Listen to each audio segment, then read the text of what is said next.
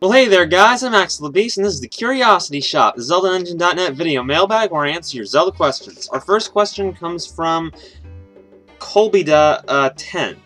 What do you think the next Zelda game title would be? Legend of Zelda, the Hottest Balloon. Exactly that. Epic Lineback asks, who is your favorite character from the franchise, and what makes a good character for you? Well, you know, I think for me, there's not a lot of the characters in the series I'm specifically crazy about. I think for me, characters that I like a lot are ones that are fairly well developed or interesting, but moreover have like quirky personalities or interesting or just like a lot of fun to see. I think for that reason, I think some of my favorites, like this isn't going to be a complete list, but a couple I would pick from like my favorite spot would be the Happy Mask Salesman from Majora's Mask because he's just mysterious and interesting, a little funny but also creepy at the same time. Girahim and Groose from Skyward Sword as well. A lot of characters from Skyward Sword, but those two specifically, because Groose he's just kind of really funny. He's such a jerk, but then he really matures as the game goes on. And Girahim just because he's so creepy, so interesting, and hilarious sometimes watch him talk. So those would be some of my picks. But you know, tell me yours in the comments. Caleb of Asoy asks, going off of last week's question about your favorite Zelda girl, who is your favorite Zelda boy? Well, if we're just talking characters, the same answer as before, because those were all male. However, speaking as a heterosexual male, if I were to pick a favorite boy that I thought was the most attractive, objectively speaking, here, honestly, a lot of Zelda characters are incredibly creepy looking, but I would probably pick, if I had to, I'd pick Pippet from Skyward Sword, just because he has most of the traits in his appearance that I would find attractive in a girl, except he's a guy, so I guess I'd have to pick him, although his personality is extremely obnoxious, so I don't know. Still not that qualified to answer this question, considering the circumstances. Tell me your guys' in the comments, or your girls' whatever is more applicable. Anyway, moving on. Driorianos asks, distance-wise, how big do you think Hyrule is? I know it changes game to game, but do you have a general idea? I think that Hyrule is most likely the size of a kingdom. Now, just seriously though, I think that it's something that you really can't give an answer for, and I don't think it's because it differs game to game, just because no game is very specific about it. But I think that the general idea is that it's pretty big, not just because it's a kingdom, but because it's a kingdom that encompasses several territories owned by other races. It's a pretty big space, I would think. Just because of that, because of all the other races, like the Zora and Gorons live within the kingdom too. So I would say pretty big. Malik Edwards asks, hey Axel, I know you have answered this question millions of times, but I have been playing Zelda since I was 4, and I still don't quite understand the three different timelines. Can you briefly explain them, please? Well, a very brief explanation is that all three of them split off from Ocarina of Time. The adult timeline takes place after Link defeats Ganon at the end of Ocarina of Time, and that's when the Wind Waker and them take place, because Ganon was defeated and sealed, and Link disappeared because he went back in time.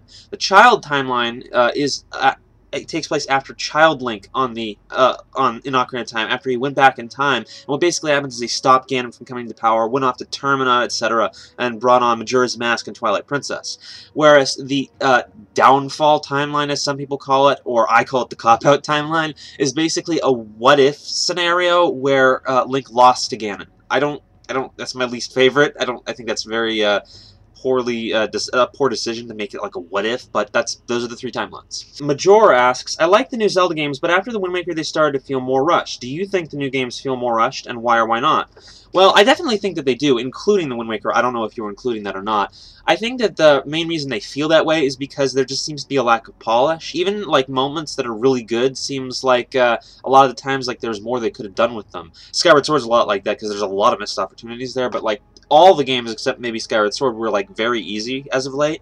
And even like the Wind Waker with its fairly interesting overworld with a lot of content, it seems like there was no polish put into the actual gameplay of it. It takes too long to get somewhere, and there's no like input required or actual gameplay you do, so you're essentially sitting there for like 2 minutes. That just seems like poor design to me, lack of polish and lack of effort put into it. But like the other games do this too in other areas, even though there's sometimes the opposite problems.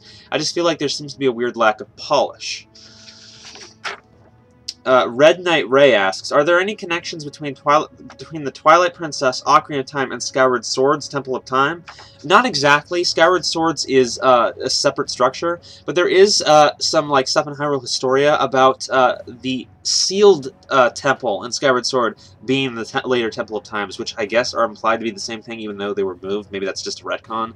I think it's a weird explanation. I don't like it personally. I guess it could be a retcon, but I think I'd like to see more of this consistent new explanation that it's in the woods, not in Hyrule Castle Town, to decide if this is very accurate or not, because it's described like a, well, some people say, you know, in Hyrule Historia, which is weird, so yeah, there's probably, it's connected to the Sealed Grounds. The Sealed Grounds is the Temple of Time in the other two games, but not the actual Temple of Time in Skyward Sword, which I guess just ran down or something. Olimar asks, if Nintendo were to put voice acting in the next Zelda game, what kind of accents do you think that they would give to the characters? I really like this question. I think that if they were going to put voice acting in the game, they'd have a lot of different accents as a result of just, like, having a lot of different character types and personalities. I mean, they pool Zelda themes from a lot of different cultures already. I don't see why they wouldn't do that with the voices and do it in the, like, a lot of cartoons or shows will pick different accents for cartoon characters to fit their personality or their quirks or whatever, which may or may not be a little bit racist, but I don't think anyone is seriously offended by it. And I think that Zelda, if it had voice acting, would probably do similar. I think most of the characters would speak English, but might speak in light accents as to fit their personalities, like distinguished people might sound British or whatever, but or have English accents. But other wackier characters might have more unusual accents and things like that. That's what I think. I think it would be kind of done like the cartoon format, because Zelda is pretty cartoony sometimes. Zach N. the Wolf asks, hello Axel, my question is, would you like to see a more complex Zelda game, like for example a Zelda game with a Skyrim-sized world? Personally, I love the idea.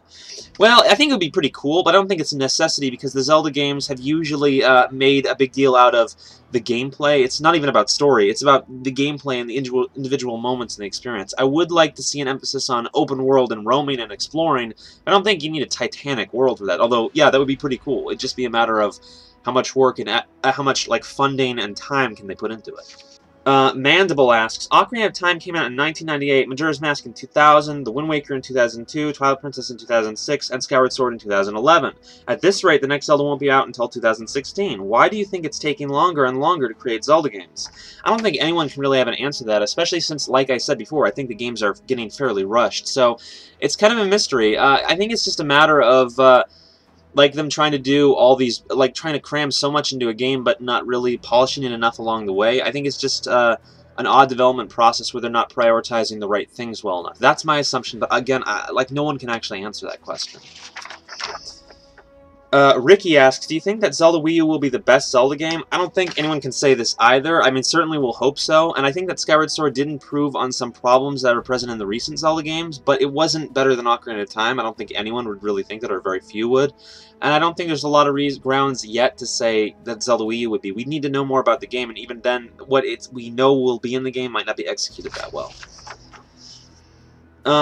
Marcus Kopp asks, how come Ocarina of Time 3D is rated E10+ when the original was rated E for everyone? Simple answer is the E10+ rating didn't exist when Ocarina of Time came out originally. Brandon asks, if Nintendo brings back Majora's Mask, does that mean that Ben will return? Yes.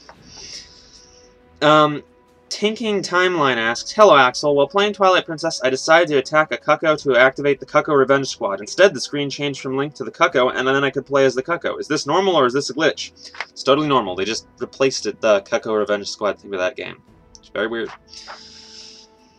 Lizzie942 asks, in Skyward Sword, the Thunder Dragon of Lanayru comes up with the name LD Link 16 as an alternative to Link, which he thought was not much of a name. Do you think that this is a reference to Link's age in this game, or is it just random numbers he made up? Well, actually, it matches up the number of Zelda games that were out at the time, if I recall. So it was a reference to that. I think that's a bit of a coincidence for that to have matched up for no reason in particular. Link99 asks, do you think that the other Hylians ever came down to the surface after the events of Skyward Sword? If so, or if not, what do you think happened to Skyloft? Or do you think that Link and Zelda are the only Hylians to stay? Meanwhile, making all Hylians after related by blood? Well, actually, there is implication that all Hylians after Skyward Sword are related to Zelda by blood, because there's some implication of some kind of sacred or holy blood, especially in the Hyrule Historia stuff talking about A Link to the Past, where the bloodline is supposed to have been killed off or something. But I would say that definitely more Hylians came down, or Skyloftians or whatever, and it's just that there was such a small population that eventually Zelda's blood got into everyone.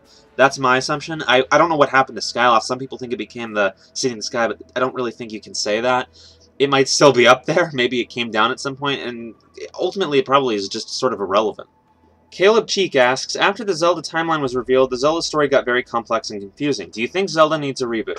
Well, no, I don't think it does. I think that, I mean, it's complex, but they released Hyrule Historia to tie up most of the loose ends. That's why I don't think they're going to touch on that much anymore. So I think that, you know, I think that they're definitely going to start in a new, like, a little bit of a new direction, but they're going to still build it onto what they have. They're just not going to rely on what they have a lot, I think. I don't think it's going to be a traditional reboot. I guess you could kind of take it as one, but I don't think they're going to actually, like, restart the series. And no, I don't think that they need to. I think that they just kind of need to move forward and stop worrying about all this mess of lore that they have. But that's just me. Alright, guys, that's it for this time. Be sure to send your questions to the contact information in the description, and I'll see you guys later.